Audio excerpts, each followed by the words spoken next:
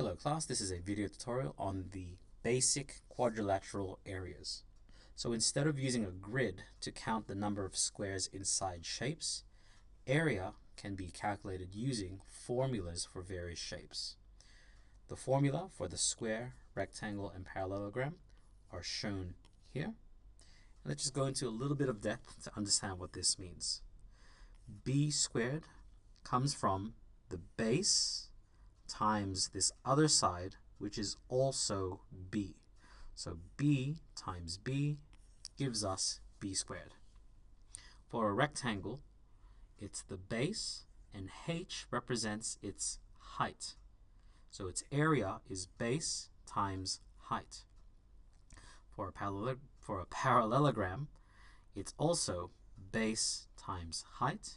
And if you're wondering why these two have the same area formula, it's because this portion of a parallelogram, well, of any parallelogram, this bit in red could be chopped off and moved here.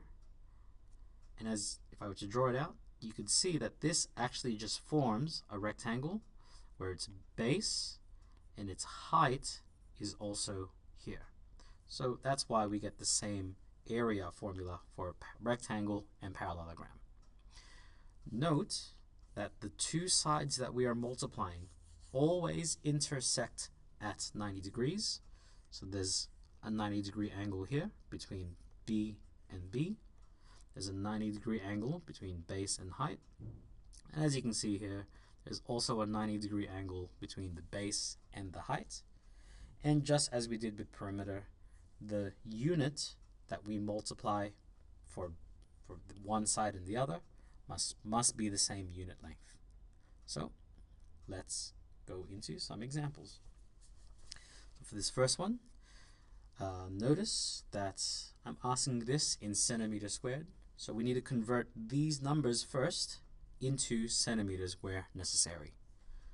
This first one is already in centimeters, but 38 we need to convert into 3.8 centimeters.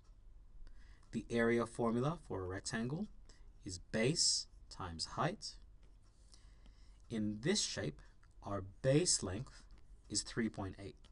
So instead of b, it'll be 3.8 times, and instead of h, the height, we substitute 2.5. So 3.8 times 2.5 into our calculators for that one. That gives us 9.5 centimeter squared. And so that's the area of this rectangle. Let's move on to the next shape. This is a parallelogram.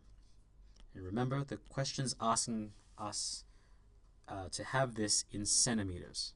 So first, let's convert this meter into centimeters. That will give us 180 centimeters. And so using the formula for a parallelogram, it's base times height. The base length of our parallelogram is 180. So it'll be 180 times. Now, I'll give you a moment to figure out what the height of this parallelogram is. Remembering that the height must be at a 90-degree angle to the base.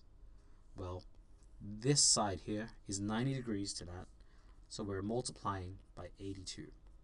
So 180 times 82, that gives us 14,760 centimeter squared. Alright, so let's move on to the next example. This shape here, I'll give you a moment to figure out what it is. Hope you can see that because it has 4 equal sides, this is a square. So the area of this is going to be b squared, the base squared. Well, I hope this number here didn't fool you at all, because that goes through the center of the square, and that is definitely not the base.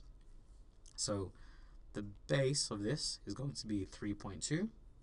So it'll be 3.2 squared